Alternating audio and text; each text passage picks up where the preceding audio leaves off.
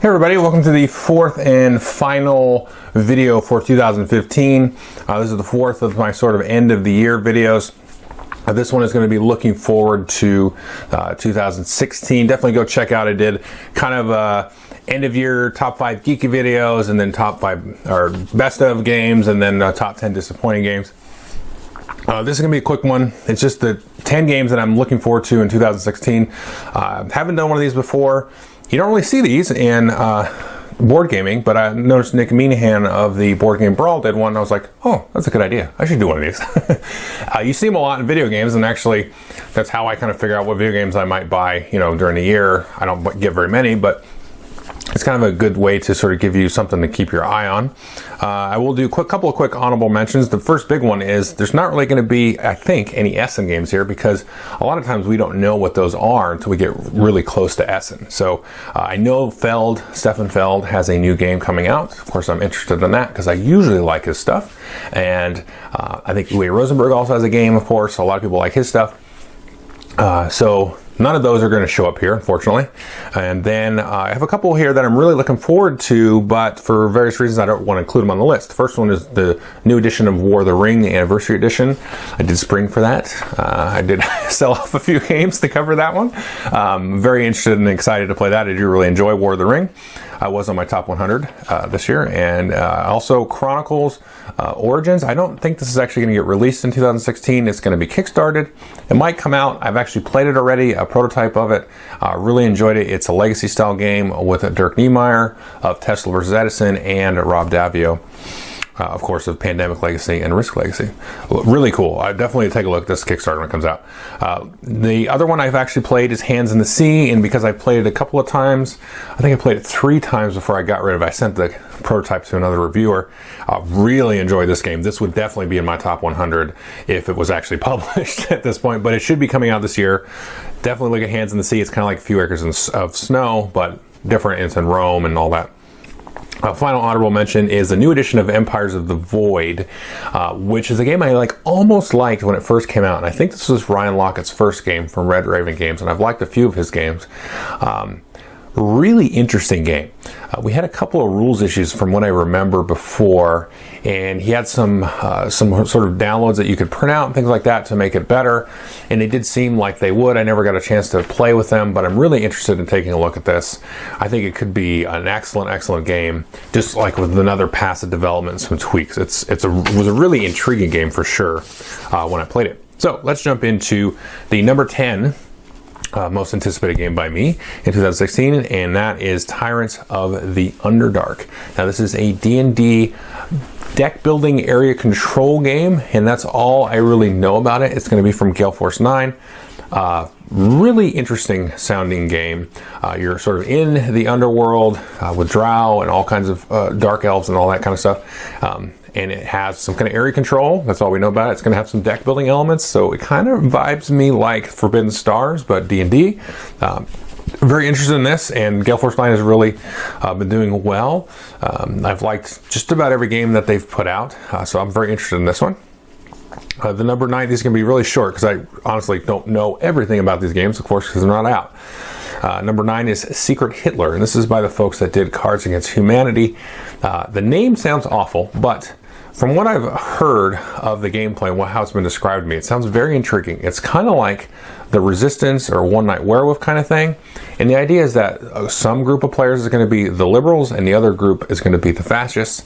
And the liberals are trying to assassinate Hitler, and the fascists are trying to form a fascist government. But the thing is, to get the ability to assassinate Hitler, the liberals have to pass some fashion agenda items or missions that come up to be able to go through with the assassination. So the way the game has been described, it was on Kickstarter. It looks very interesting. I'm intrigued to try this because it sounds very different.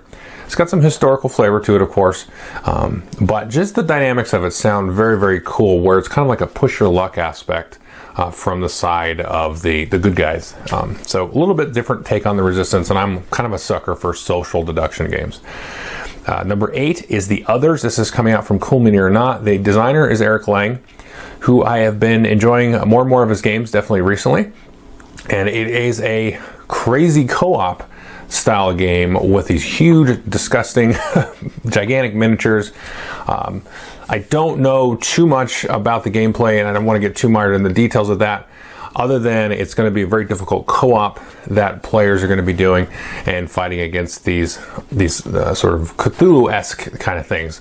I know it's not necessarily Cthulhu, but it looks like the super demonic and gross types of things is what I should really say. I shouldn't really have mentioned Cthulhu, but it looks very intriguing, and I'm very sort of curious in this style of co-op, especially with Cool Mini or Not, and they have a good track record, so it looks like it's going to be a very fun game. I wish I could be more specific, but again, I don't really know that much about it. So 10987 is Gloomhaven, and this is coming from the designer of Forge War, and it's going to be, I think, a semi-legacy sort of aspect to it, but regardless, it's going to be a campaign, a dungeon crawl, no dice, sort of very sort of mechanically and Euro-driven. Had a chance to sit with him at Gen Con and go through some of the rules and the mechanics and some flow of a turn. I've got videos actually up for that. And it looks like it's going to be very interesting, I think. So a different take on this sort of dungeon crawl genre. We've had a lot of games in this sort of area over the last 2 years, but I think this one might be able to set it and, you know, step apart from the others. It looks very intriguing to me. And then finally, number 6 is Liberty or Death. Now this is a coin game, and I've reviewed several of these games here. You can see I've still got 3 of them, or 2 of them actually in my collection. That's not a coin game. And this one is about the American Revolution, and it has 4 factions. Oh gosh, I'm forgetting one of the factions. I know the French are in there because I actually played a prototype of it, and I was the French, and that was very cool. It was different to play. So I love the coin system, big fans of it. And this is sort of a theme that hits home because it's, you know, the sort of history of the country I live in. And I like that I get to play France and other people that were involved and kind of look at it from a high level perspective. I talked to somebody about it, and they weren't as thrilled with it because it was a little bit higher level than they would like, whereas I think they preferred Washington's War, if I remember right. Yeah. And so that was more operational, more logistical in terms of troops and weather and, you know, that kind of stuff. That's cool. I think that makes some sense, that why you would kind of steer towards that game, because that was a lot of the importance of that conflict. But I like this sort of higher level, maybe more political aspect of it. And I did enjoy my play of the prototype. It was an abbreviated play, but I did enjoy it. So that's number 6. Number 5 is Scythe, and this is from Stonemaier Games, and you've probably heard of this game. I think it busted $1 million or so. It didn't hit 2 million, I don't think. It got really high. That's all I know. I stopped counting after a while, right? But very interesting. I had a chance to sit down with the designer and publisher of the game at Gen Con. Also a video of that if you want to check it out.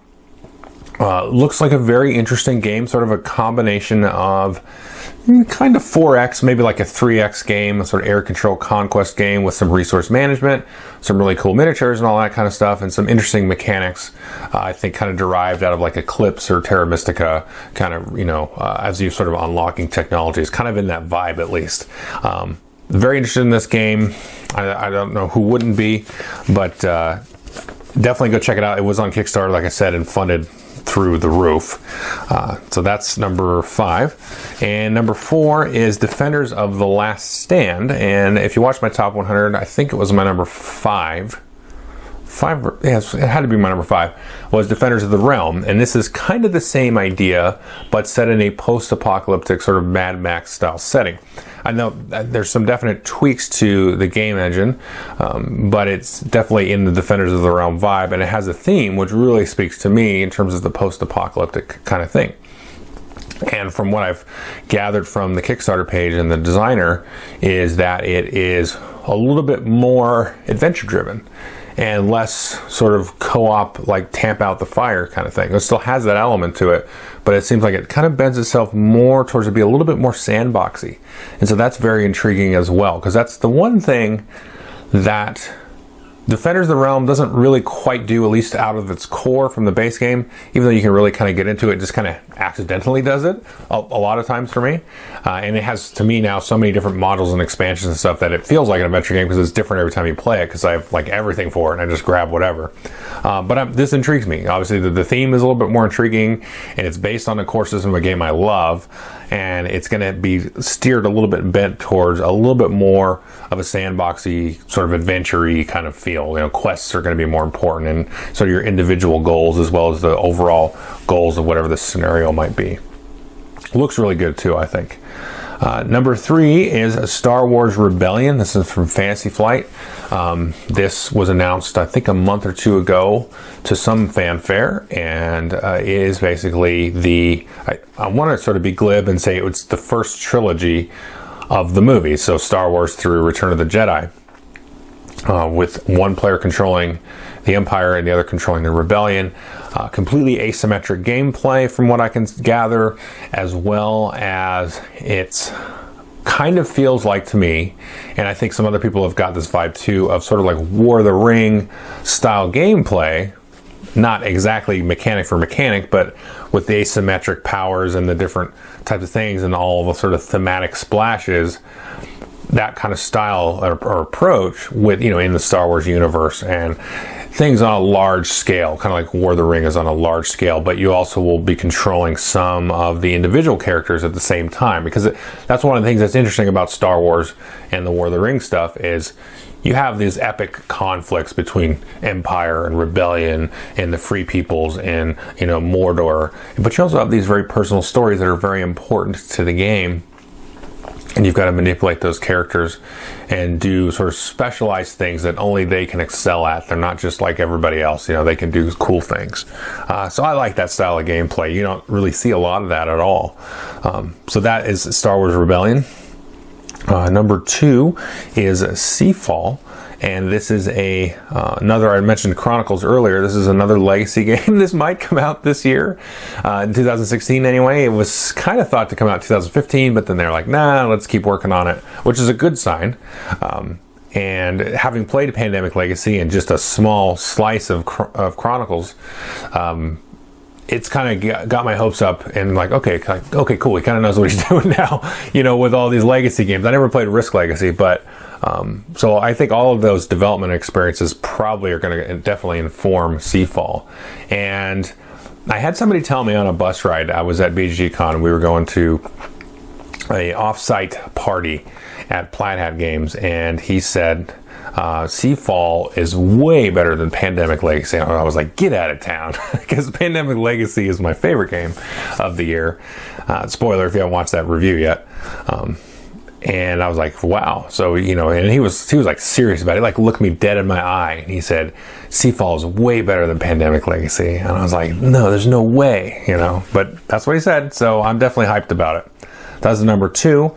And the number 1 is not yet with title. This is another Gale Force 9 game, and this is the 4X Star Trek game that they've announced and should be released this year. And it's basically a 4X in the Star Trek universe, and it's going to be sold as modules, which sounds kind of cool, where you can get, I guess, I'm just kind of paraphrasing my thoughts of what I think the designers and publishers have said, is you can get sort of the base game, and it probably comes with 4 factions, I'm guessing. But then if you want to get an expansion, they're just going to sort of sell them as modules, which they've kind of been doing with sort of Firefly a little bit and some of these other games. So I think that sounds like a cool idea. So you get maybe the Federation, the Klingons, and the Vulcans, I guess, and then I guess that's part of the Federation, I don't know. But you can get these things, and you can just buy whatever race that you want, the Kardashians, the Romulans, or for the Ferengi, whatever, and just add them in that, so it can kind of scale, and like, okay, out of the box maybe it plays 4 players, but then, you know, once you buy all the races, you can have a 16-player 4X space civilization 4X style game or something, you know. That sounds really neat. I think I like 4X games. I like civilization games. I don't know that this is going to be civilization-ish, but it's definitely going to be a 4X game. And I think I'll be able to sort of relate to some of the characters, you know, the different races that everybody's kind of familiar with Star Trek. And again, it's the Gale Force 9 name, which has been, you know, 90% of the time hitting it out of the park for me. So I'm super excited to try that one. Okay, so that's the 10 that I'm looking forward to. I'm sure there's several that I left off the list. You know, I made some honorable mentions. I know I had a list of about 20 strong. I said, no, just pare that down to 10. Get it to 10, get it to 10. So I know there's some that I'm definitely leaving off that I'm still interested in, but this is definitely my top 10 of things that I'm just going to jump on and look at for sure. So anyway, that's the videos for this year. Thanks.